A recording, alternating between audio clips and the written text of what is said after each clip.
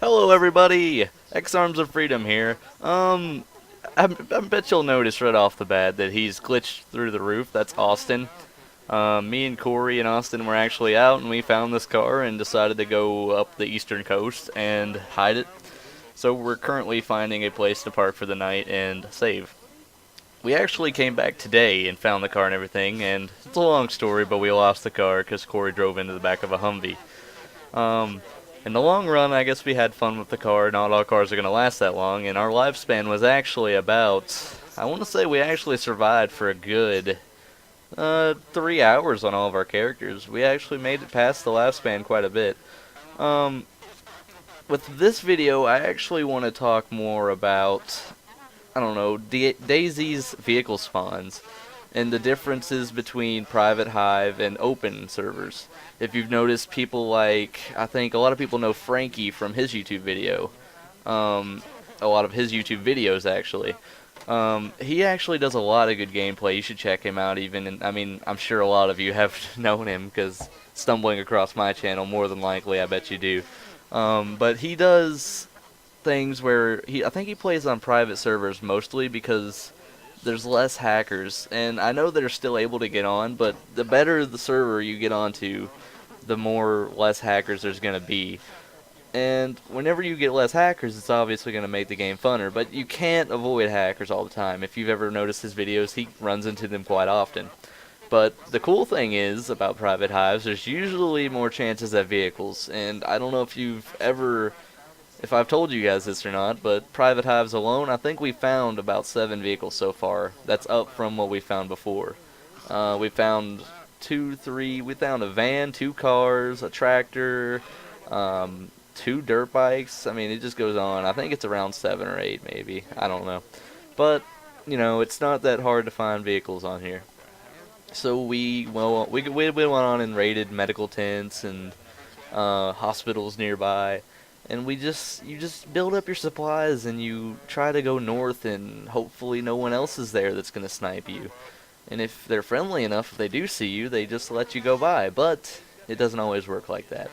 I've noticed a lot on this game that most of the ways we die is normally at places like a city or a gas station. And of course a city, because that's where all the Bambis come and the bandits come to kill the Bambis. But I mean, naturally, a Bambi's attracted to the big city because they're like, oh, let's go get some guns. But if they would just go north a little with some supplies, they'd probably have a better chance of more long-run survival. I know for a fact that when you go to Northwest Airfield when it's abandoned or something like that, it usually has quite a bit of AKs and other shotguns and all kinds of stuff like that.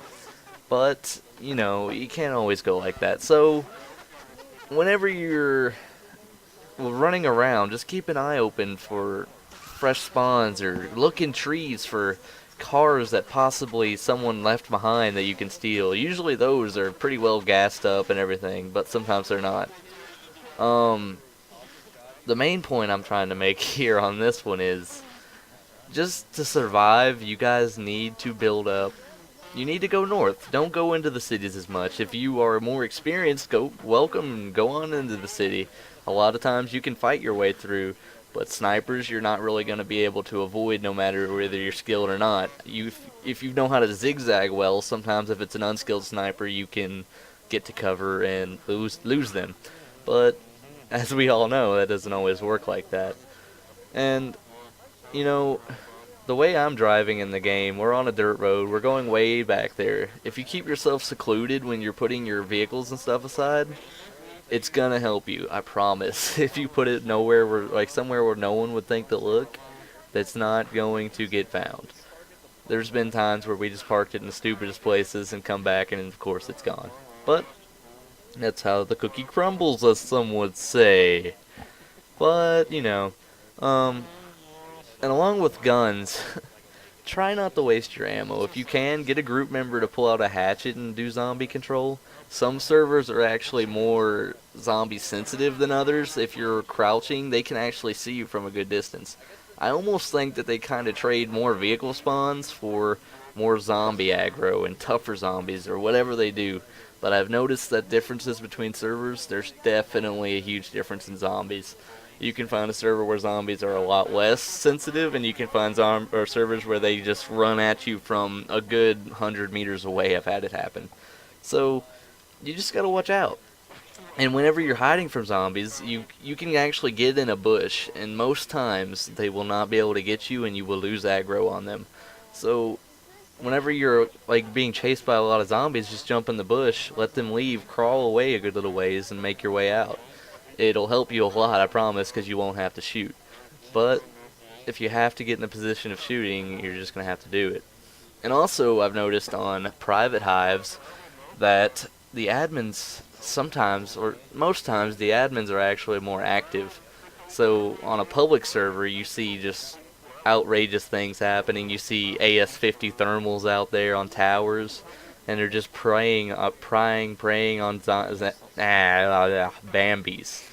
The Bambis are the huge targets. I don't even know why. I don't understand why you kill Bambis, but I guess it's fun. I mean, easy target, I don't know.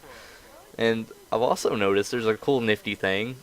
If you like it or not, there's some that give you a map, and there's some that don't. There's some that gives you the hunting knife and the box of matches and all of those good little goodies, and others don't do that. But it depends on what your gameplay is, if you like starting off with nothing and moving on. And some of them go as far as giving you Makarovs, and they even give you hatchets.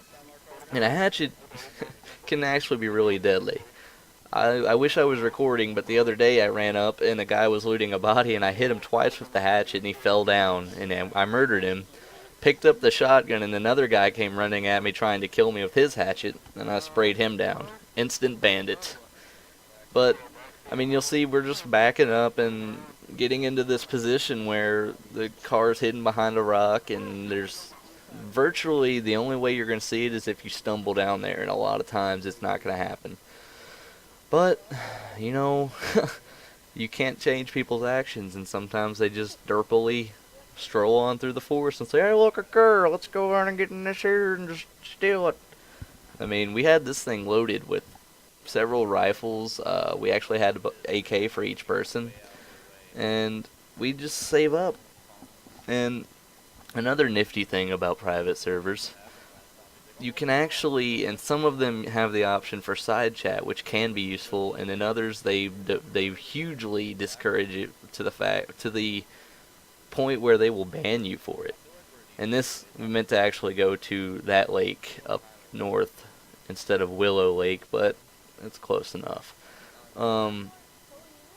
Actually, another thing is I found that there are actually some places where you can find maps for vehicle spawns, which is kind of useful because you can go exploring and maybe find you a freshly spawned vehicle and get the supplies to fix it up, which I know it's hard to do, but that's how people get their cars, right? So if you could save up car parts, you can be one of those guys driving them through Cherno and sporting their car fearlessly.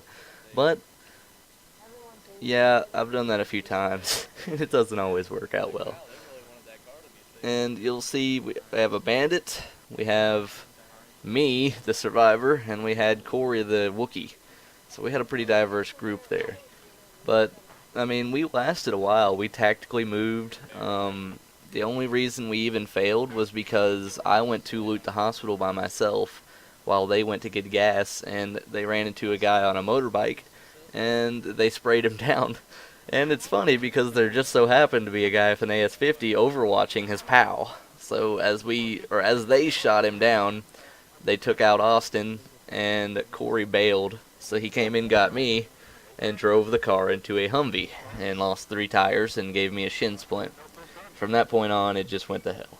But, you know, you gotta start over sometime, I guess. So it's always fun to watch yourself build up on DayZ and get a little group.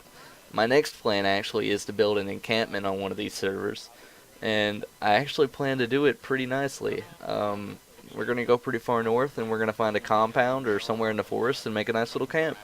So I hope you guys watch again, and I hope you enjoyed it.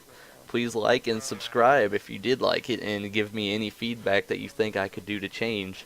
I will actually have some Takistan Life videos coming on, and possibly some commentaries on League of Legends. Well, thanks guys, and hope to see you again soon.